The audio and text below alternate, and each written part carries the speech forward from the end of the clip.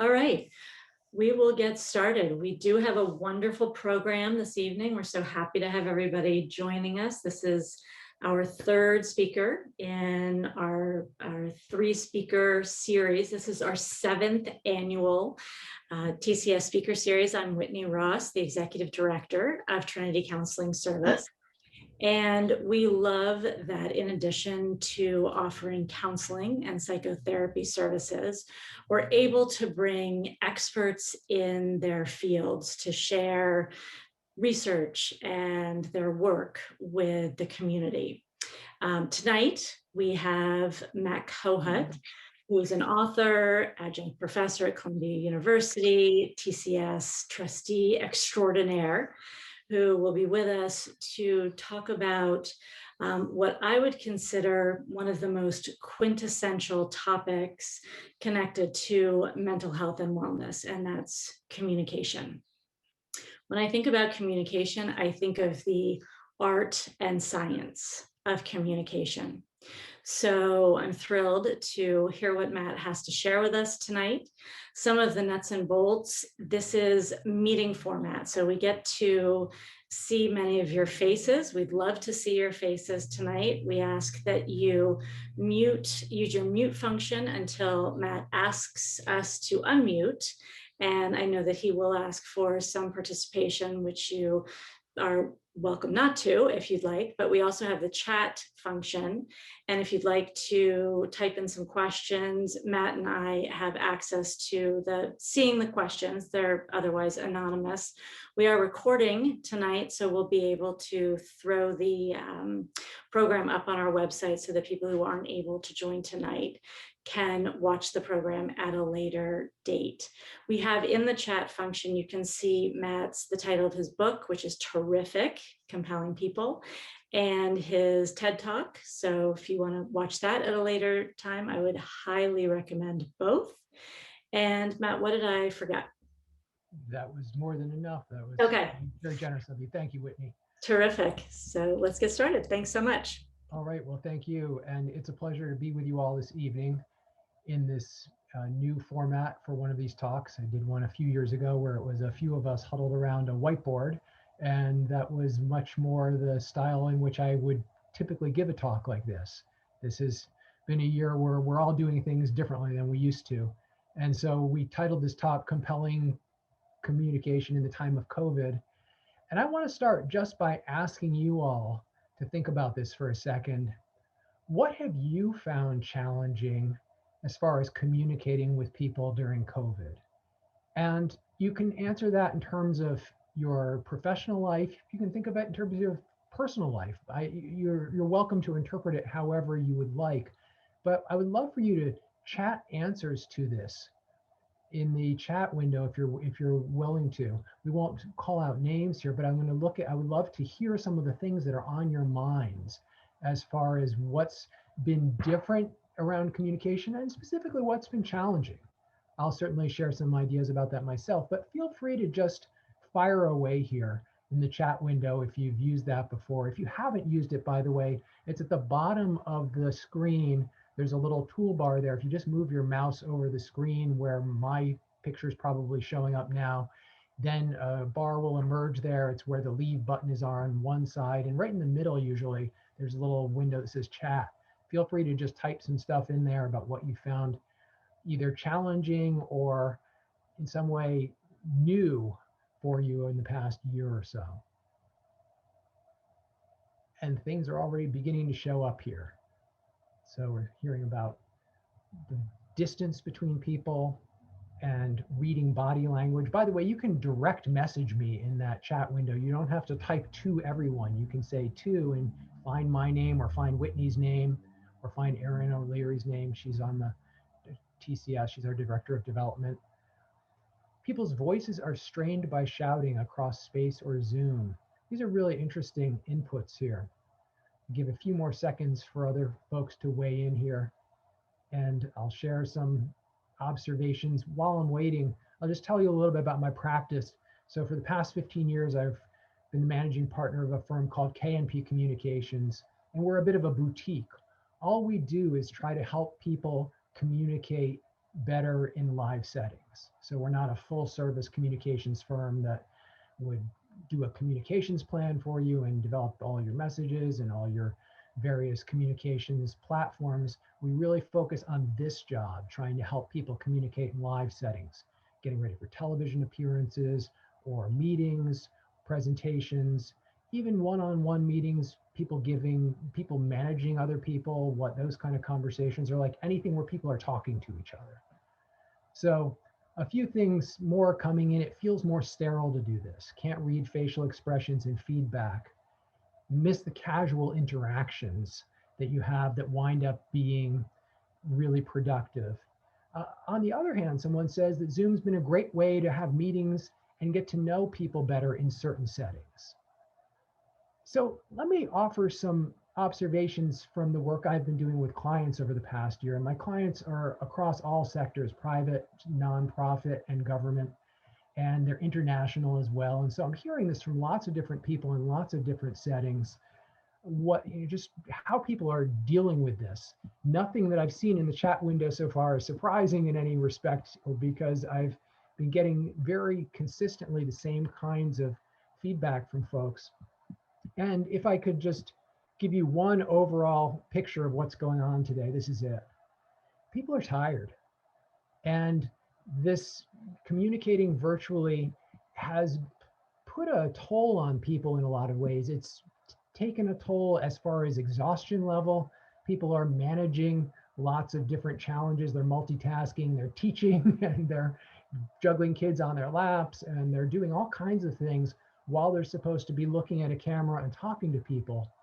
And it really has taken a huge toll on a lot of people. A lot of people are feeling burned out. I don't think that's going to be news to anybody. And this is our new normal, right? Nobody wears pants with buttons anymore. And to a large extent, what we're seeing is the opportunity, I think, that people are seeing is that because this is more informal, and because we have this opportunity to not be so performative, we can focus on being our authentic selves a little bit. And to a certain extent, the world is in our houses with us now in a way they never were before. And that's both unsettling if you have a lot of stress in your environment, if you have a lot of stuff going on in your environment that's very difficult to manage. And it also gives you a different way to connect with people. And to the point that it can be easier to get to know people in some settings where you might not have access to them. The same is true here. If somebody's literally in your office with you, they're seeing a little bit about you. Just before we jumped on, I said to Whitney, hey, what's that painting behind you? Turned out it was a painting her grandmother made. It gave us a little teeny connection there about something I would have never had any insight about before. So this authenticity also is, like I said, a little bit of a glimpse into their personal space, and that has pros and cons to it. If I can give you one big picture thing that I found that I offer as advice to people almost across the board right now, it's to keep things brief in this setting. And I'll offer a counterbalance in a few minutes that's in some way may seem contradictory with this, but keeping it brief I find is so important. A lot of times I used to do workshops for 2 hours with people in person and we'd always run out of time. Now I do those same workshops for 90 minutes because they just don't have the concentration for it. They don't ask as many questions. And like I said, they're burned out. So how do you keep it brief? Well, schedule shorter meetings and give people a break at the end of a half hour or an hour or whatever your timeline is. I have lots of clients now who say, I just need 15 minutes of your time, and they'll schedule a 15-minute meeting, whereas that never happened before this year. Think about reducing what you're going to say too. Use that old rule about writing where you think, well, I write an email and then I'll try and reduce it by a third. You can do the same thing when you're thinking about planning what you're going to say in a virtual setting. And finally, take breaks and build breaks into what you're doing with people. It is so important. I will never have a meeting that's more than an hour without a break. It's just almost impossible. Occasionally, if I have to, if someone twists my arm, I'll go to 75 or 90 minutes. But then we build in a nice 15-minute break where people can get up and move around and really have some opportunities to, in some way, recharge, refresh. if you're a person who's leading a team, what does this mean for you? Well, a lot of things are different for your team. And so, one thing I'd suggest is that this camera creates stress. And as much as we want to see people and we want them to feel like they're being seen and they're also feeling a sense of connection with us, paradoxically, people are also now performing on camera all day. And that trying to put across nonverbals and stare at the camera is actually burning people out. So, one thing you can do is look for opportunities for voice only meetings. Give people a break. Say, you know what, let's just do a call. And another thing you can do for people is simply give them other settings to think in. Part of the thing about getting them away from the laptop or the desktop computer is people think differently. For instance, some people are good at walk and talk, where they can be outside taking a walk in their backyard while they're on a call. And as long as there's not noise that's going to interfere, think about your ability to be flexible about this. Now, I mentioned this if you're a leader or you're in a position where you get to dictate the terms of a gathering. What about on the other side of the coin here? Well, you have to, in some way, advocate for yourself in these settings. And so, the kind of things I would suggest are the kinds of statements. You can think of these as what are sometimes called managing up suggestions here, where you might say to a leader, would you be open to a phone call instead of Zoom? Or if you're having a one-on-one with somebody, you might say, if it's just the two of us, maybe we could just do a phone call. Or maybe you could, in some way, use a little bit of social pressure and say, it would be easier for us to focus on the numbers if we talk on the phone while we're going over that. So you can suggest that, we'll do better work this way. So these are examples of some of the ways that I think we can try to cope with this setting because, like I said, people are feeling stressed out. Now, I want to come back to that point I made a minute ago about, yes, keep it brief, and small talk still has to be there. One of the things somebody made the point in the chat window about is that we don't have those casual interactions that end up being really productive. And so we actually have to manufacture those moments. One of the places I like to do that is right when people are getting set up, as people are coming online, you just chit chat about, hey, what is that painting behind you there? But it's really a big deal because this can also be an opportunity to check in with people, say, hey, how are you doing? You holding up okay? You can also conversely share your own feelings or your own experience with people around that. And finally, it's almost like a social lubricant. It can be an opportunity to get things going.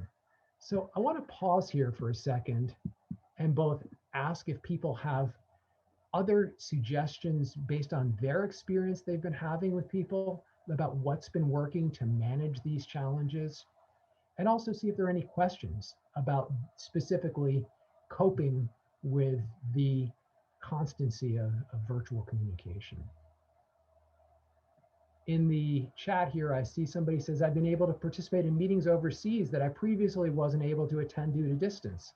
Yeah, that's a wonderful part about this. I've been working virtually overseas for several years at this point, and I'm really glad that other people are now able to benefit from those kind of relationships, because it makes a huge difference if you can have these kinds of interactions that previously just simply weren't available. So what are you all doing in your various professional settings? We can talk about personal and sort of outside the office as well, but I'm curious if people have specific either questions or tricks that they're finding useful that they might want to share with us. And I know there are some ways in which many of us might be able to get more exercise because the day is more flexible. We're not commuting perhaps, and we're at home, and it's easy to jump on a bike or go for a walk. But in some ways, I feel like I'm sitting a lot more because I'm not jumping up to go to somebody's office, just those little movements, or running upstairs or downstairs in the office. So I have in my mind, I was thinking about really wanting to do more standing meetings and standing at my desk or standing at my counter, and making a conscious effort to be more physical, because sitting at a desk and a computer looking at someone for 9 hours a day really is not healthy. Mm. So there's that component too. Yeah, I am standing as we do this. You can see my Oh, good for you. at a different level. So yeah, I'm set up this way, and I do this for the vast majority of the meetings I do. Yeah. There's been some interesting research done over the past few years. A professor at Yale named Michael Krauss has found that we read people's emotions most accurately through the voice. And what I mean is we get better information about how someone's feeling from the tone of their voice, the sound of their voice, than we do even from body language. Now we get more information from body language because we have a lot of visual processing neurons here, but the accuracy of the information is really in the voice. I'm curious what people have found about the informality of Zoom and if they found that this is in some way, if they welcome that. And I'll just give you an example to tee up what I mean here. I got a new client last May who I've never met. And every time I've met him, he's wearing a sweatshirt. He's the COO of a $400 million company. He's a pretty successful person by any measure. And I've always seen him in a sweatshirt. And my guess is if I met him in May of 2019 instead, I probably would have met him in business clothes in his office.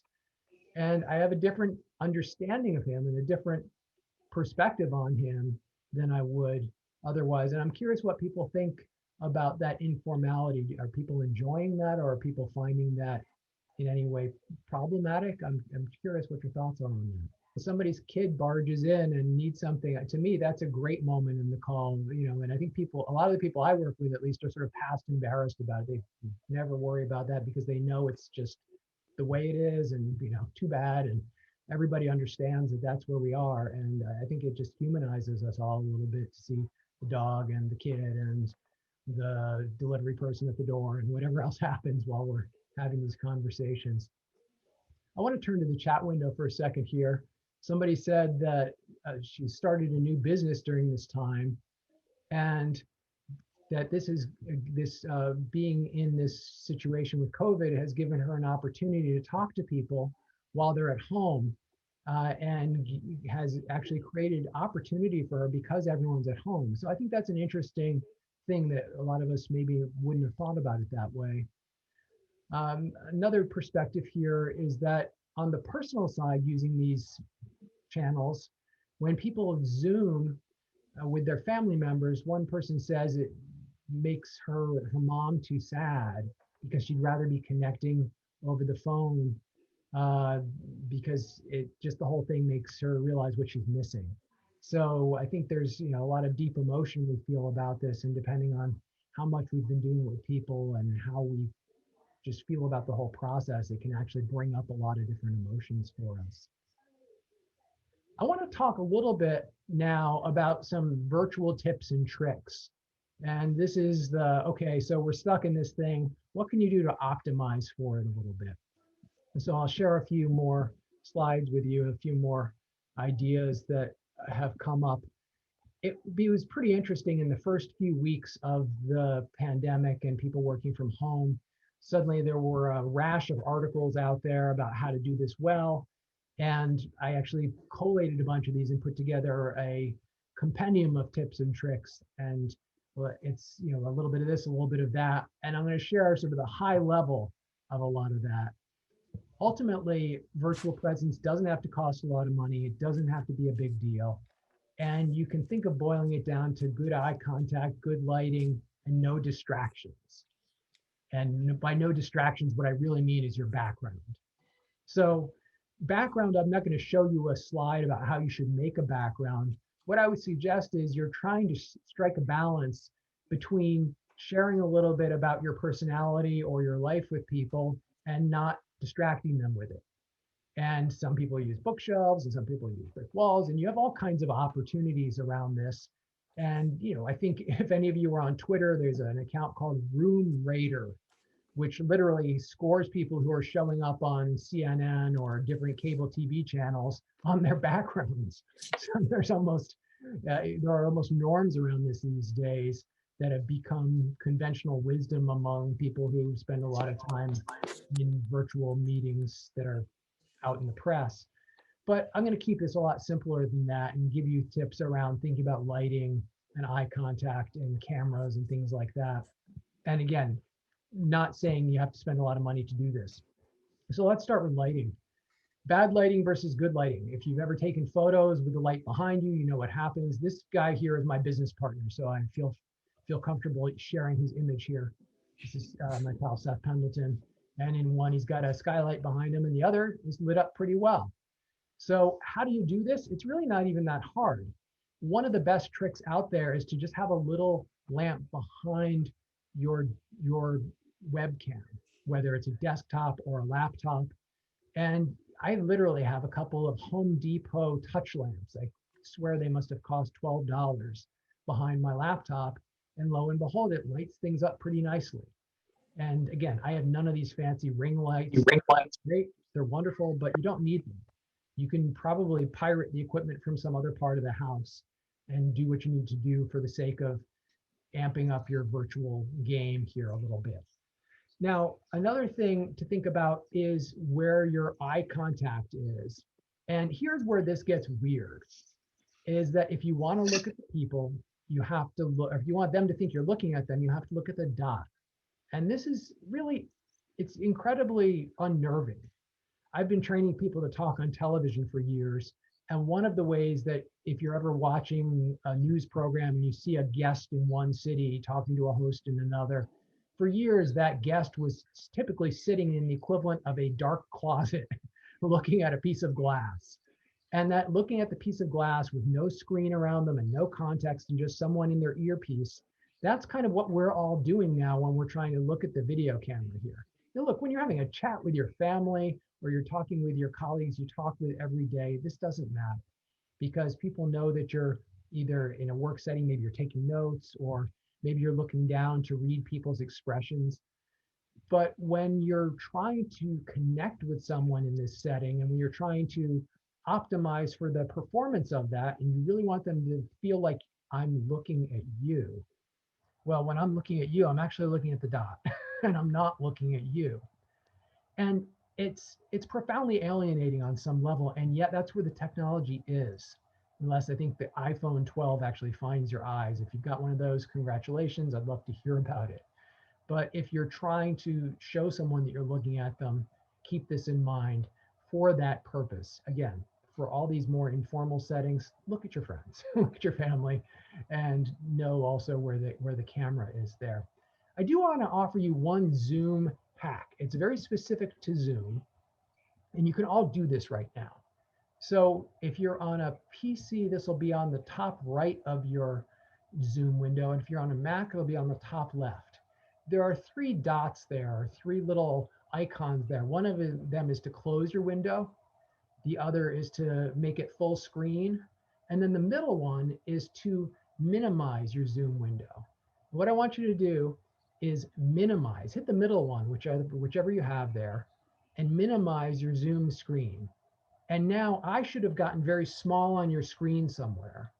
Now drag me, drag the little Zoom window right beneath your webcam, wherever that is on your device. Drag it right below that, and just look at me. And I know that sounds incredibly narcissistic. Please look at me. But as you're looking at me, now you're looking at the camera too. This is a very unique Zoom specific trick. It doesn't work on Teams or WebEx or any of the other platforms I've used, but this is a nice way to actually look at the person and look at the camera at the same time. So you can stay in this minimized if there's just one person there. And even if you switch speakers, this works well too.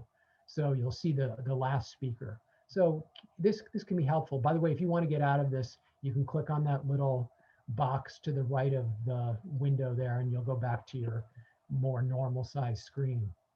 But I found this very useful for really just focusing on someone rather than worrying about where am I in the thing and where are the other people and am I in gallery view or speaker view or any of these fancy settings in Zoom. So a couple more tips on the specifics of using this when you're trying to put on a good virtual show, so to speak.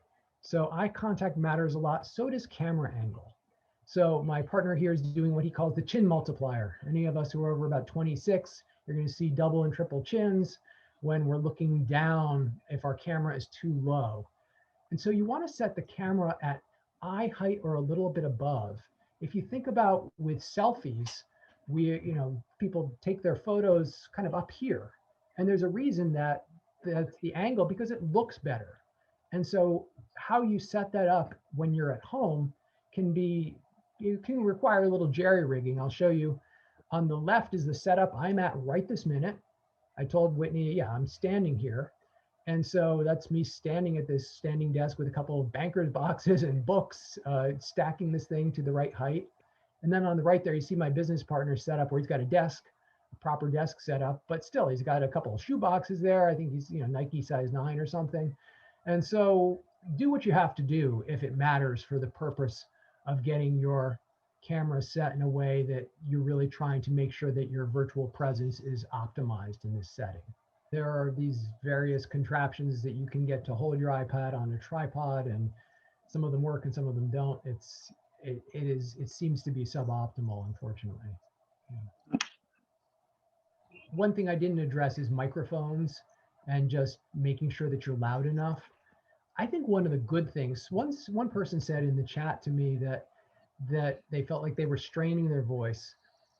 I actually feel like I talk a little bit more quietly in this setting than I do in a room of people. I don't have a particularly loud voice, and I can talk in my conversational tone that I would use with my wife over dinner, and you can hear me just fine because you can turn up the volume on the microphone on your laptop or your desktop. Whereas if there are 12 people in a room, I kind of have to say, okay, everybody, and project a little bit more. And it would feel weird to do that. That would seem very performative and inauthentic. So I think that one of the nice things about this, like a phone call, is that you can use your natural speaking voice. And for most people, most of the time, that'll work pretty well.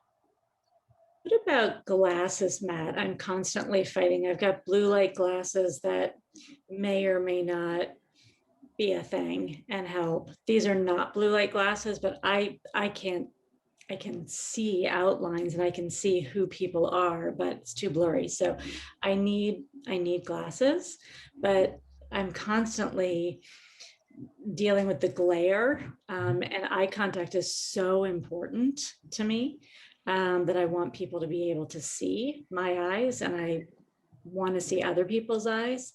So are there glasses that are better for glare? So back in media training days where people were going to TV studios, they have really high powered lights in TV studios. And for people who are doing a lot of live TV, we would suggest that they get their glasses treated with this coating that for $50 at LensCrafters, they'll put on your glasses to make them glare resistant.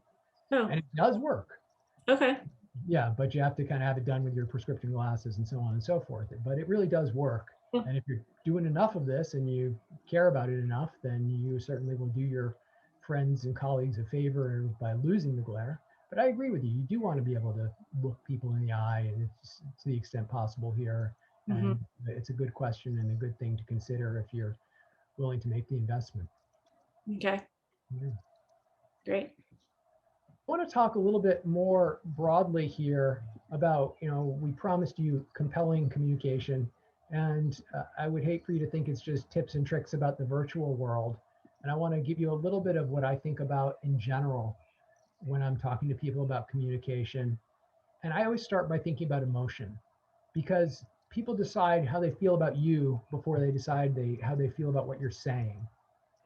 And those judgments they're making are emotional judgments. They're happening really fast, and they're not happening on a conscious level. They're just kind of gut, thin slice judgments. And in some way, I think that Zoom's really useful in the sense that it makes these different channels that we use for figuring out how someone feels really stark. And I'll show you what I mean by channels in a second. One of them is visual. So if you muted my voice right now, the only way you could tell how I felt was just by what you see in the little box. Just visual information, posture, gesture, facial expression, eye contact. That would give you some idea how I feel. Now, you're also getting information about how I feel from my voice. And I don't mean from the words, but I mean from the music of the voice, the rate, the volume, the pitch, the tone. That also tells you how someone feels. And you don't have to know the words at all. So think if you've ever heard two cab drivers arguing in a language you don't understand, you can tell how they're feeling just from the tone of the voices. Now, the other channel that does tell you something about emotion, of course, is the words themselves. Think about this like closed caption. If you're watching a movie or a subtitled movie, for instance, you can still read the emotion in the words themselves. Now, I don't want to go too far into this, but the headline here is that ideally, unless you're a stand-up comedian, you want these three channels to move in the same direction at the same time. So if I say to you all, man, I'm so excited to be here today. Well, you probably heard the words, I'm so excited, but I didn't look excited and I didn't sound excited. And so if I send you a conflicting signal, the visual and the vocal will in some way trump what we say. And this is just the way we are as human decoding machines. If somebody lies to us, we're looking at those nonverbal cues, we're listening to the voice. If somebody's nervous and they say, no, no, really, I'm excited, but we know they're nervous, we'll sense that tension. And so the visual and the vocals, that's where the nonverbals come in. The nonverbals are a lot more flat here and they're a lot more limited. All we have is this box here, but we're getting some information. And so I always like to point out to people that you're sending signals to your audience in these three channels. And that's helpful for then later thinking about skills that we can identify for working on building new habits. But before we get there, the question is, so what does the audience care about? Why are they listening to us in the first place? Well, one of the things they're listening for is, are you worth listening to because you know stuff? Are you capable? And think about this as a combination, not just of what you know, but also your willingness to put yourself out there, your skill plus your will. If you can get things done and demonstrate that in the way you communicate, then people say, wow, check her out. She's getting things done. I've got to respect that. I may not agree, but I respect that. That capability is something that people see and they say, I have to take account of that. So it wins you a respect. The other judgment people are making is about their sense of connection to you. It's not just about your capability, but do you understand what matters to me? So if you think about capability is in some way the me axis, connection is the we axis. And this is the other centric axis. Are you able to focus on other people as opposed to yourself?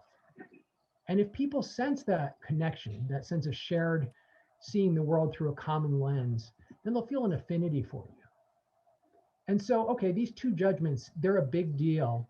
And it turns out they come out for about maybe 80% of how people are making judgments about us. This is called social judgment theory.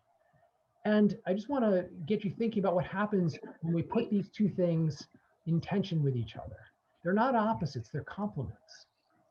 Think about somebody who you would think of as very capable, but not so strong on the people dimension.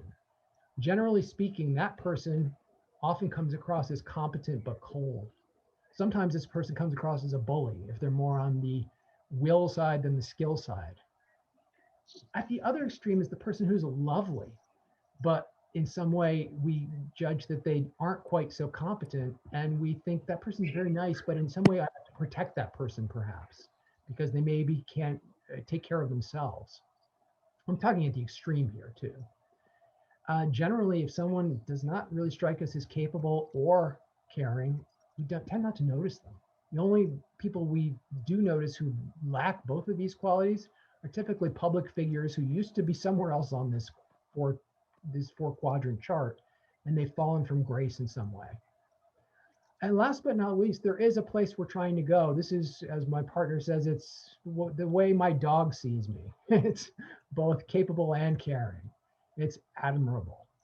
And there is there are so many ways that we can show up this way. This is not a one size fits all thing. People tend to either lead with their capability or lead with their sense of connection. Some people are tremendous effective at being connection first. Other people are tremendously effective being capability first.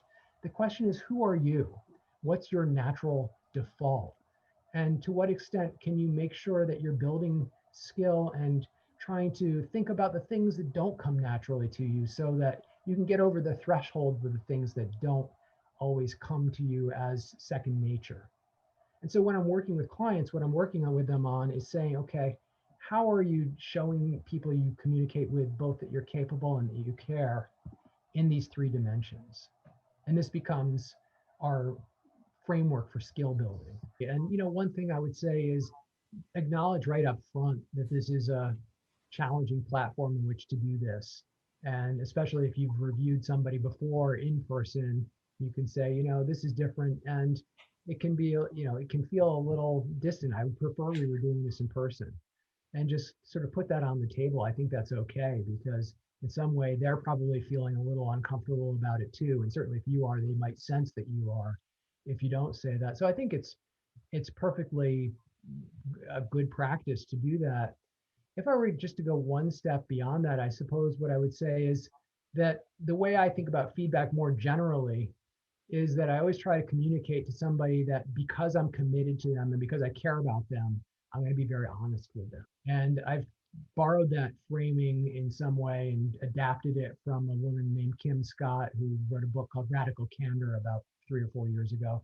It's a fun read about this topic of, because I care, I'm going to basically give it to you straight. And it's the same idea of connection and capability in some sense. I'm going to connect with you first, and then I'm going to lead you where we need to go. But rather than do the old compliment sandwich of, I love you, but you're terrible, which people feel is very disingenuous, like, I really care about you, or because I'm committed to your professional development, or however you want to frame that, I want to give you some very straightforward feedback here, does something I think that's much more honest, which is talking about that connection, building that connection on something that's about really wanting them to succeed and to be, in a satisfied way in their jobs. And therefore you're going to give them what you would want someone to give you. Excellent. I'm glad to hear And that. that's the art and the science, right? Is how to figure out that connection and to be capable, to balance that capability with the connection, that art and science balance. Yeah, we call that connect then lead. That's kind of our mantra as a company. And that's always the way I try to think about these things. I want to look at the chat for a second here. There's a question here. Are there examples of public figures that I think get the optimal blend of connection and capability well? So the first many years that I talked with people about this, she was still more in the public eye, and she came up every time I asked people, so who do you think balances these qualities well? And it was just kind of no brainer. Oprah always came up as the person who balanced those qualities amazingly well, because she was so warm in her demeanor and yet so incredibly capable in her career. You own the TV network and you give people a car. And more recently, I think there are lots of different people who are good at this, and there's no one. These are subjective judgments. There's no one way to do this. I'll offer you a couple different ideas. I think that Michelle Obama was better at this than her husband even, and got better as their public trajectories continued. I think she's phenomenal at this. I think that somebody who I'm going to give a most improved player to is Bill Gates, because Bill Gates was a terrible communicator in my estimation 15 years ago. He was very wonky. He was very disconnected. He was all head and no heart in the way he came across. I heard him interviewed 2 weeks ago for his new book on climate. I was really impressed.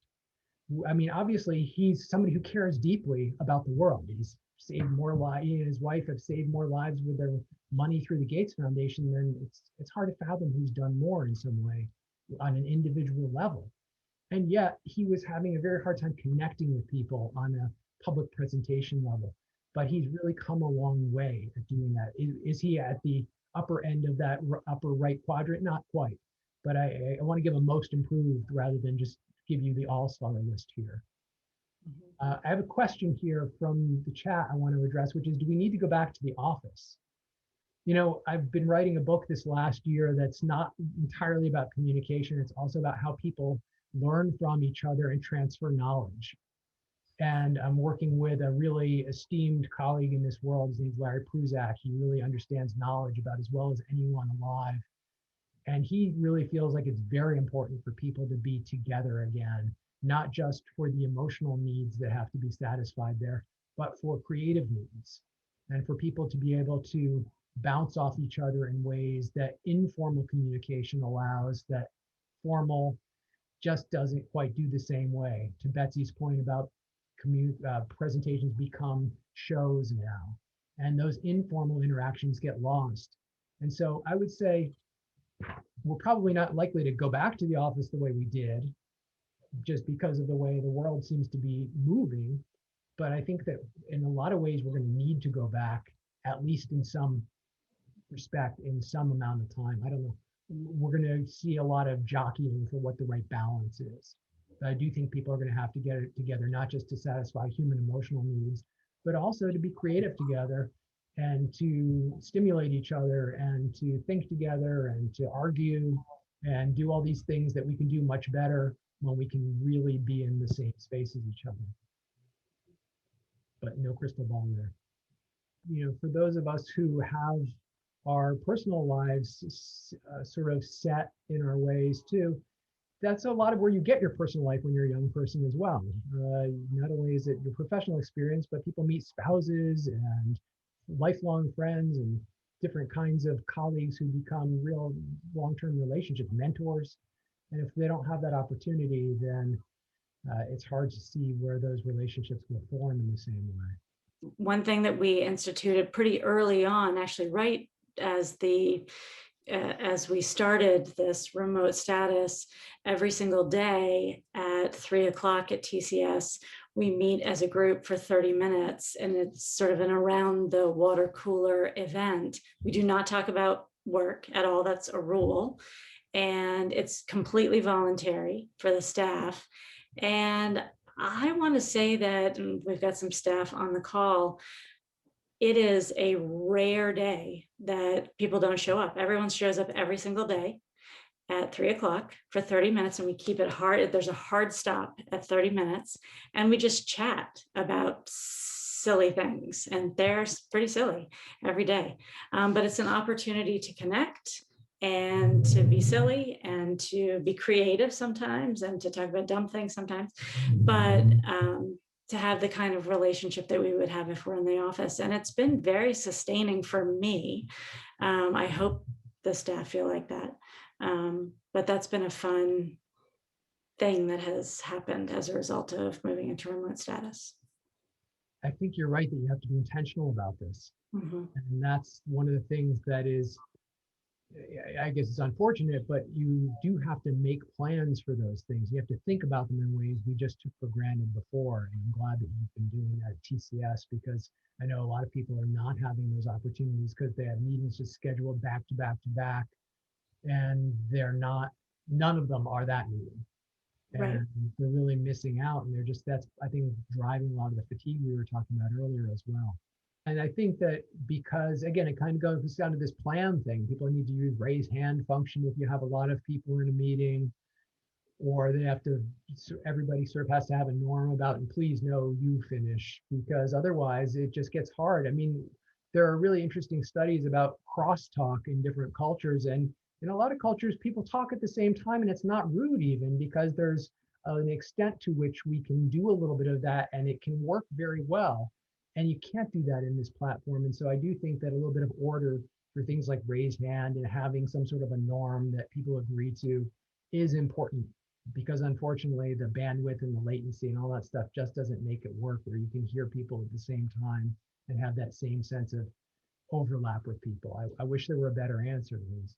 A great group and a perfect size tonight. So thankful, Matt, for all of these tips and tools and a number of things to think about. So thank you for coming back in this medium, and maybe we'll have you back in person when we're back in our building, which we hope will be very soon. And thank you all for joining us, and we look forward to seeing you in person very soon. Be safe, everyone.